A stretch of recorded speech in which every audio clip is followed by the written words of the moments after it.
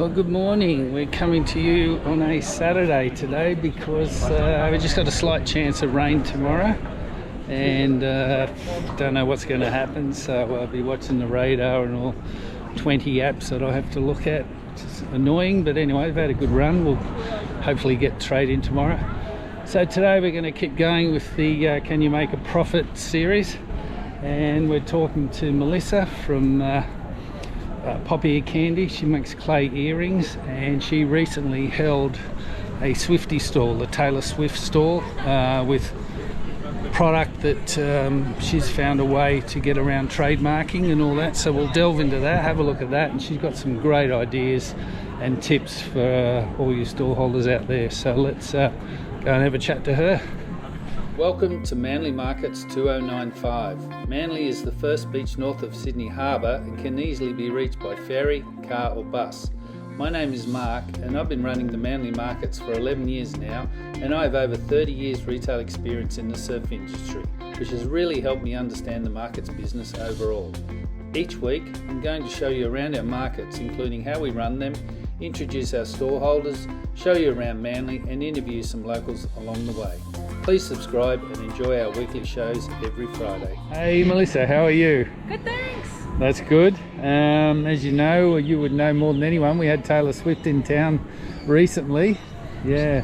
How good was that? It was amazing. I mean, what a rush. I mean, look, I'm a long-time Swiftie, so recent Swifties, you're forgiven, but I'm a long-time Swiftie, so I started making earrings for the Swifties probably a year ago when I knew she was coming, and some of my customers thought I had the inside track, believe it or not, because I decided to release them one day because I thought, we're never going to get this announcement, I'm just going to start selling them. Yep. Because I had them banked up, and I literally released them on the Monday on my website, and on Tuesday she announced that she was coming to town. Oh, everybody wow, thought I was in amazing. on it. It was just amazing. That is amazing. So let's just backtrack a bit. Yep. What you do is you make earrings out of clay? I make earrings out of clay, resin and acrylic. Right. And combinations of all three.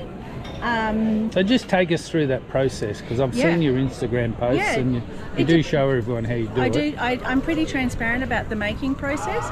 So with clay, it's really like you would imagine any clay. It's about... It's a white clay, isn't it? No, it's actually, you can buy it pre-coloured, but I do mix my own custom colours most of the time. Yep. So it's about making the colours that you want, having a vision for what that looks like. I also have my own custom cutters made, so I have original shapes. Oh, there you go. And so I will cut my shapes and you bake them, standing process, and then I put resin over the top. Some other things, I will make blanks from some of those clay pieces, or I'll have custom pieces of acrylic made to make those spaces. I will also make my own moulds, then pour resin into, so like my glitters. Yep. These are all my own custom shapes, and I import my glitters from the US. Right. And what you're doing today compared to when you started, which how long ago was that? Evolved. How long did you start ago? I probably started making these just before the pandemic, so probably 4 years ago, but I started doing markets about 2.5 years ago, maybe nearly 3 years ago, really because I was making the earrings really for me as a bit of a mental health thing to start with, and just an interest. But I started giving them, because you can only wear so many of your own earrings, right? So I started giving them to people at work, and then the marketing department of where I work with, they're like, I keep getting asked where do I get my earrings. You should put a website up. It's the pandemic, everybody's buying earrings. And I said, that's not a bad idea. And so I started with a website, and then my actual real job is in tech product. So because let's just elaborate on it. You're in a corporate world. I am. So I work during in the week, product. yes. Yeah. So and this is your stress relief, right? This is my stress relief. This is your fun factory. Which is crazy, right? But no, I think it's great. But you know, I obviously think through things commercially. So I'm just like, okay, to get good product market fit, I need to understand my customer a bit more, and the only customer I was understanding was me. So I was like, I'm going to start markets just to get an idea of what people like, so I'm not wasting my time making things no one wants. And how was that when you started markets? Was there a lot of learning? Or it was actually. Like people would say, oh, have you got this shape or this colour? Oh, that's a bit long for me. Really what was coming strongly through, which is kind of the ethos of my brand, is lightweight, made for sensitive ears and fun. So and they wanted a price point that meant that they could buy several pairs through the year. Okay. So I definitely, that's where my brand lives, in affordable. And what is the price point? What are we talking? So most of my earrings are $25. All of my earrings are generally $30 or less. Well, that's easy, isn't it? Yeah, depending on the amount of effort that goes into them. There's a few pieces I put out a couple of times a year that are probably just that little bit more detail. Little specialties, some at Christmas and some at Pride. They're just multi-piece earrings. They just take a long time to make and put together. Yep. So yeah, those ones probably go up to $30, but that's really just because of the time investment. Right, okay. Yeah. And just talking about Pride Week, we have a big Mardi Gras in Sydney. Was that your first foray into making something special, like a special event? I think I started making Christmas and Easter. Oh, of course, but because I am, really connected to that community, I really wanted a way for people to express themselves. Yeah. And people wear earrings to Mardi Gras, and there wasn't a great variety out there. I had a look out there in the market. There was really only a couple of sellers doing it out there, and it was just generic rainbows. How fun is that? I mean, you'd think there'd be a lot, but that's great. Yeah, so I mean, that's what you've got to do. You've got to look, you've got to scan your market, see where you can fit, and if you can offer something that nobody else is. Yeah, definitely. That people want. Definitely. Yeah. So, Swiftie. We've got to go into Swiftie because you turned up, or you actually decided to make all the Swiftie products. So you can explain, because people might think, is there a trademark here we're infringing or that, but you're not. Great so question. You explain that. Yeah, so with my Swiftie earrings and anything that I've done Swiftie, first of all, I sell nothing that Taylor Swift sells. Second of all, anything that sort of has like what would be considered her image is actually my interpretation of her image. So you've drawn that first. And I've in some cases where it's a bit fiddly and I couldn't get it, I've commissioned an artist to help me. Right. But it's about having something original. And something that's recognisable without actually taking any of their material. Yeah, right. Yeah. Okay. And how did that go for you? Oh my gosh! So you went out to the media first. I didn't did you? actually. So I started You're a very making. Smart person. I have done a little bit of PR as a volunteer before. I used to be on a couple of boards where I looked after marketing. It's all connected. But how it started is I started selling these at my markets. It really got a really great following. But I noticed some other artisans were doing it as well. Karen from Your Creative started making bespoke denim jackets, and there's some really great stuff out there, but I wanted to give it some life. So I asked these artisans whether they'd want to come and do a market with me, and we could bring all the Swifties together. I was part of a few Swiftie groups. There were a lot of people travelling, a lot of people were ordering from my site, but I thought if they could come to a one-stop shop, that would be amazing. And I knew the vibe would be amazing because obviously I was around for rep. I knew this was going to be next level. So I asked you, could I have another store please? And I'll start putting together a Swiftie market. So I did some branding around that. I wrote a press release. I had press outlets picking it up. My press release got pushed out, got really good SEO from that.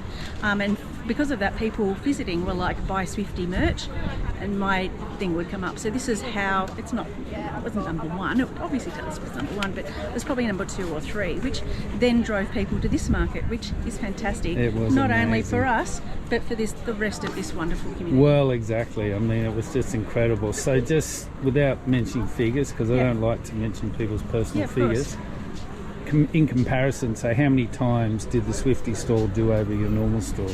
Probably did about, I'm just trying to think, 6 times. 6 times. Yeah. I mean, that's just amazing. Yeah, it's just very clever of you. I mean, you're a Swiftie fan. Yeah. Firstly, where does Swiftie come from? Is that Australian? No, or is it is worldwide known. All the Swift fans call themselves Swifties. It's like, and she hasn't trademarked that. She has, but you got to be the Swifties or the Swifties, yes. But I just called it Swiftie Market. Right. Okay. So, yeah, okay. All good. Once again, she's very smart. savvy, our Taylor, but she you know, she brings out the best in people. I think there's a lot of people out there that just want to spread the positivity like she does. We had such a good time that day. I think we sold 845 items on that second market in one day. It was a big crowd, but just the vibe, and everybody came dressed up, and they came on their way to the concert, and they tagged me and all of their stuff. And then eventually I went to the last concert as well, and when I was at the venue we did see a few people wearing our stuff, which was very thrilling. That must have felt fantastic. Yeah, it was.